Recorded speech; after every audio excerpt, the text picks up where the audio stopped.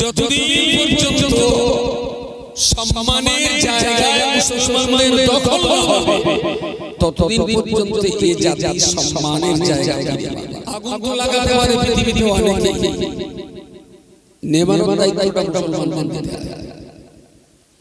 ঝগড়া তো বহু লোক বাঁধাতে পারে, মেটাবার দায়িত্বটা মুসলমানদের দিতে হয়।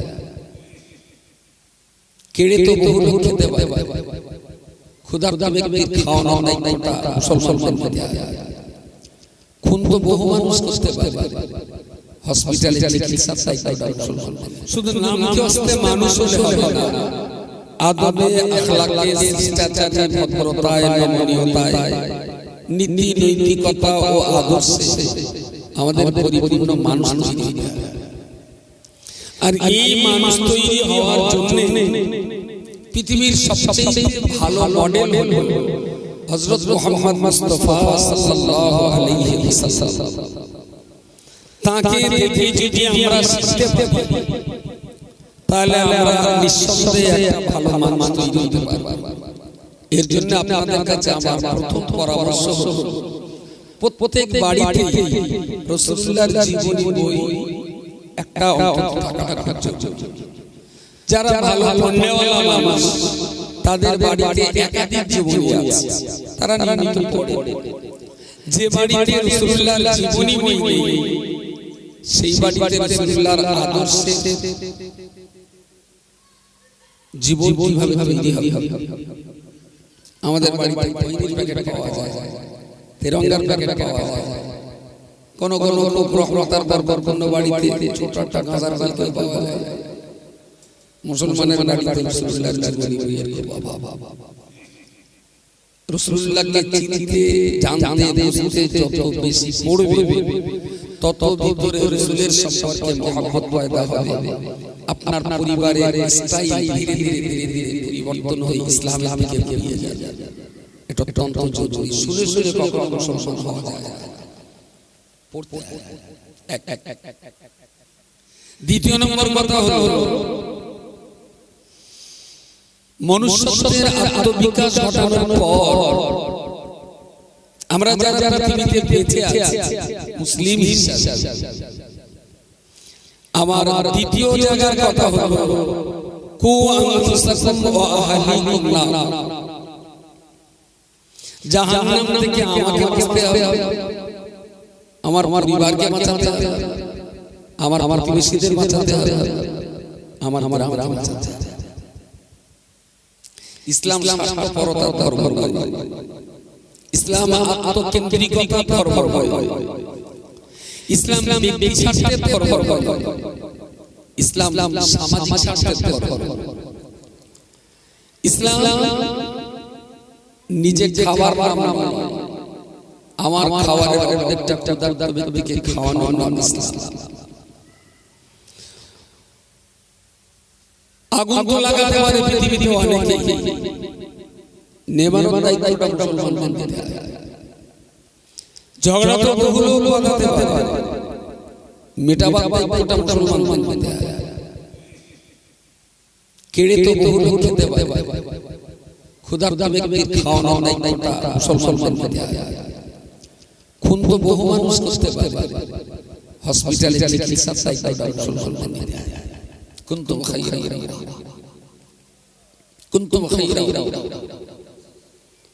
আল্লাহ বলেছেন আসমানের নিচে আর জমিনের উপর সাদা কালো লম্বা বেটে শিক্ষিত অশিক্ষিত হিন্দু মুসলিম শিখ ইসাই খ্রিস্টান বৌদ্ধ নাসারা পার্সিয়ান যে হোক না আল্লাহ तमाम দুনিয়ার ভিতরে কুনতুম খায়রা আল্লাহ ভালো দল হিসেবে বাছাই করেছেন মুসলমানদের। বলুন সকলে সুবহানাল্লাহ। আমাদের সেই মুসলমান হিন্দুটাকে টিকিয়ে রাখতে হবে। আজকে যুগে দাঁড়িয়ে জর্জ বার্নার্ড বলেছিলেন ইসলামের বই পড়তে পড়তে আমার ইচ্ছা হয় আমি ইসলাম গ্রহণ করি, ইসলাম গ্রহণ করি। যখন কোরআন আর হাদিস পড়ি তখন ইচ্ছা হয় যে ইসলাম গ্রহণ করি। যখন মুসলিম জাতটাকে দেখি তখন মনে হয় না এদের ভিতরে যাওয়া যাবে। কথাটা কি মাথায় গেছে বলতে পারবেন? তিনি ইসলাম গ্রহণ করতে কিন্তু মুসলিম সমাজের মধ্যে আল্লাহ ইকবাল রাহমাহুল্লাহর গুরুত্বপূর্ণ কথা सबब पर सदाकत का अदालत का शुजाअत का लिया जाएगा तुझसे कब सारी दुनिया की इमाम का सुभान বলেছেন সততা নিষ্ঠা আদর্শে আর বিরক্তি সেই পুরনো পড়াগুলো আরেকবার যদি আমরা পড়ি জীবন তৈরি করতে পারি তাহলে পৃথিবীর প্রত্যেকটা জায়গা নেতৃত্ব আর মাতব্বরের দায়িত্ব আল্লাহ মুসলমানদের হাতে তুলে দেবেন। সুবহানাল্লাহ। আমরা সেই জায়গায় আজ বড় বড় লাঞ্ছনা বঞ্চনা অবমাননা জীবন যাপন করতেছি। কেন? শুধুমাত্র নিজের জায়গাটা আমরা নিজেরাই হারিয়ে ফেলেছি।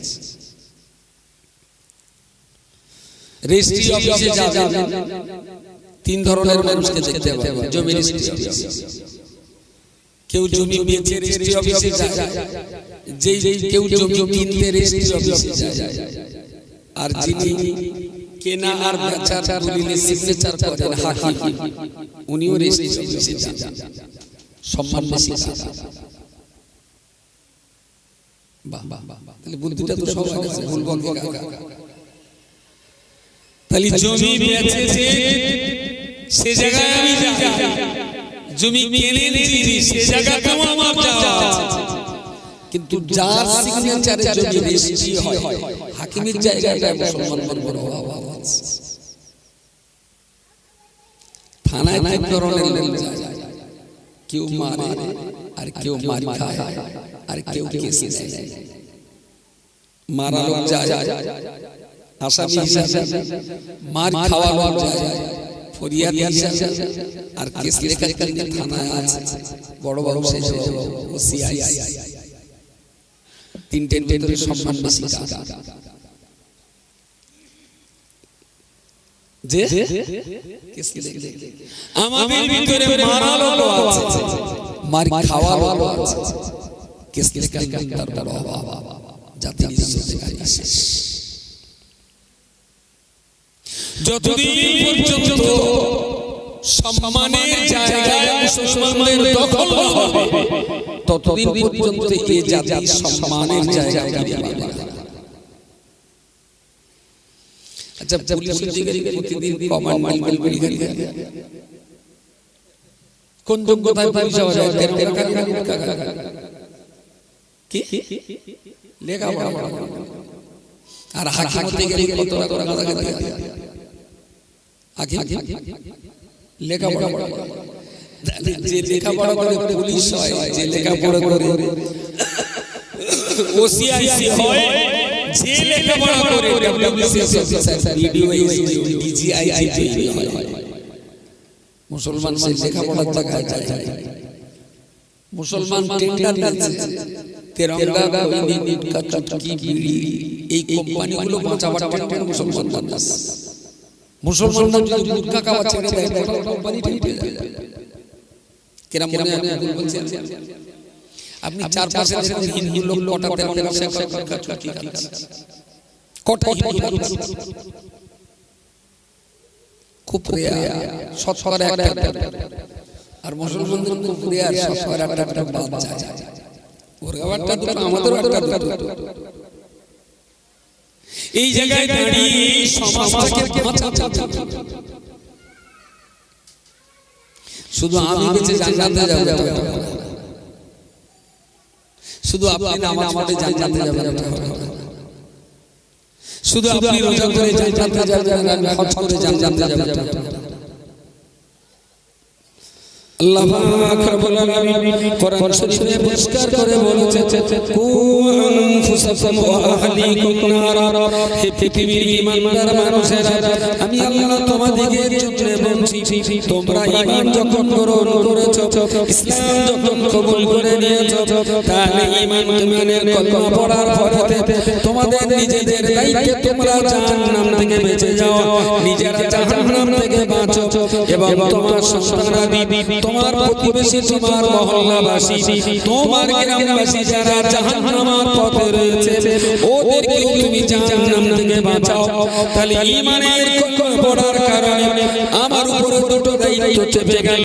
জাহান্নাম থেকে আমাকে বাঁচতে হবে, আমার পরিবার, আমার প্রতিবেশী, আমার গ্রাম, আমার মহল্লা, জাহান্নামের মানুষগুলোকে বাঁচিয়ে আল্লাহ পাকের জান্নাতের রাস্তা দেখাতে হবে। ঈমানের কলমা পড়ার কারণে আল্লাহ পাক আমাদেরকে এই দুইটা দায়িত্ব দিয়েছে। কোন লোক নিজে বেঁচে জান্নাতে যেতে পারবে না, পারবে না, পারবে না। নিজেকে বাঁচতে হবে, আর যাদের দায়িত্ব আছে, প্রতিবেশী, পরিবার, মহল্লার যত মানুষ, তাদেরকেও বাঁচানোর দায়িত্ব ঈমান। বলবেন তাহলে বাড়ি ভাত খেয়ে বলে বসতে হবে। প্রশ্ন আসে যে আমি নামাজ পড়ব, তাতে হবে না, ভদ্র নামাজ পড়াতে বাপি বলবে ওরে নামাজ পড়াতে, গোলাবালি গোলাবালি শুরু হয়ে যাবে, তাহলে এত চাপা যদি ইমানদার হয়ে এত চাপা নিতে না পারে, তাহলে আপনার দুটো রাস্তা আছে, না কার গাল বন্ধ করে বেঁচে থাকুন, কোনো দায়িত্ব নেই, না কার গাল 3 মিনিট চেপে ধরে জীবন যাপন করুন, আপনার দায়িত্ব নিতে হবে। এই কাজটা করলে দায়িত্ব থেকে ছুটি পাবে, আর একটা কাজ করলে দায়িত্ব থেকে ছুটি পাবে। আপনার নাম কামাল উদ্দিন, আমি 100 টাকা দেবো, সে থেকে বলবেন না আমি কমল দাস, কামাল থেকে চেঞ্জ করে কমল দাস হবে, আর কোন দায়িত্ব, কোন দায়িত্ব। ঈমানদার হয়ে বাঁচবেন, অথচ দায়িত্ব নেবেন না, এটা কখনো হবে না। ঈমানদার হলে ঈমানি দায়িত্ব আপনাকে নেওয়া হবে, আপনি ঈমানদার হয়ে আল্লাহর জান্নাতে যাবেন, অথচ পৃথিবীতে আপনার ঘাড়ে কোনো দায়িত্ব থাকবে না, এটা কখনো হতে পারে না। আশ্চর্য ব্যাপার, সমাজের এই পরিস্থিতি দেখলে হতভম্ব হয়। একটা 12 বছরের ছেলে কি কায়দায় মনে হয় যেন PhD করা আছে। আমি খুব ভালো করে দেখি ওই ডালার ভিতরে আম দিয়ে প্রথমে কইলে এরকম ধান মেলে দেওয়ার পর বটনে মেলে বীজ কই বেশ শুকিয়ে যাবে, এবার ওতে মাল দেবে, দিয়ে আবার এরকম দুই আঙুল চেপে ধরে এরকম করে করে ওগুলো কুচি করে গুঁড়ো গুঁড়ো করে না, এবার অনেক সময় লেট হয়ে যায়, এরা মেরে হবে বেশ পাক পাক দেনে এরকম দুই আঙুল ধরা কাকা দুই আঙুল এরকম ভাবে ধরে দারুণ 12 বছরের বাচ্চাটা পানি খাচ্ছে, রাস্তা দিয়ে ইমাম সাহেব গেল, প্রধান গেল, মেম্বার গেল, হাজি গেল, ডাক্তার গেল, সবজি দোকানদার গেল, চা দোকানদার গেল, এরকম কি এমন উপকার হয়েছে ওরে একবার বললো না এই বয়সে। আচ্ছা এটা কি মানুষের রাজ্য না মনে বলেন, আমরা সবাই প্রিয় নবী আমার হাদিস শরীফের ভিতরে বলেছেন বাবা সাহাবী মান রাআ মিনকুম মুনকারান ফালিয়ুগাইয়িরহু বিয়াদিহি ফাইন লাম ইসতাতি ফাবিলিসানিহি ফাইন লাম ইসতাতি ফাবিকলবিহি ওয়া যালিকা দাফুল ঈমান। নবী আমার বললেন বাবা সাহাবী তোমাদের সমাজ জীবনে, ব্যক্তি জীবনে, পারিবারিক জীবনে তোমাদের সামনে কোনো অন্যায় অপকর্ম যদি করতে দেখো, আমি রাসূল তোমাদেরকে জন্য বলছি তোমার সামনে কোন অপকর্ম যখন ঘটতে থাকবে আমি রাসূল বলছি তুমি হাত দিয়ে বাধা প্রদান করবে ফাইল্লাম ইয়াস্তাতি যদি তুমি হাত দিয়ে বাধা দিতে না পারো ফাবি কলবিহি তোমার জবান দিয়ে তুমি প্রতিরোধ করার চেষ্টা করবে হাত আর জবান কোনটাই যদি কাজে লাগাতে না পারো অন্তর দিয়ে খারাপটাকে ঘৃণা করে তার থেকে তুমি দূরে থাকো যে কোনো ধরনের খারাপি যদি সমাজের হয় তাহলে ইমানদার মানে তার দায়িত্ব হাত দিয়ে বাধা এটা করো না, এটা খারাপ জিনিস। ধরুন হাতে প্যারালাইসিস হতেই পারে, হাত চালাতে পারছে না, তাহলে তুমি গাল চিৎকার করো যে ওই জায়গাটায় সর্বনাশ হচ্ছে, তোমরা যে যা আমার কথা শুনতে পাচ্ছ তাড়াতাড়ি সর্বনাশটা থাকা। তা তো কাজ হতে পারে, আমার হাত নেই কিন্তু জবান আছে, জবান দিয়ে আমি ইসলামের জবান করে বলতে পারি এই কাজটা খারাপ করো।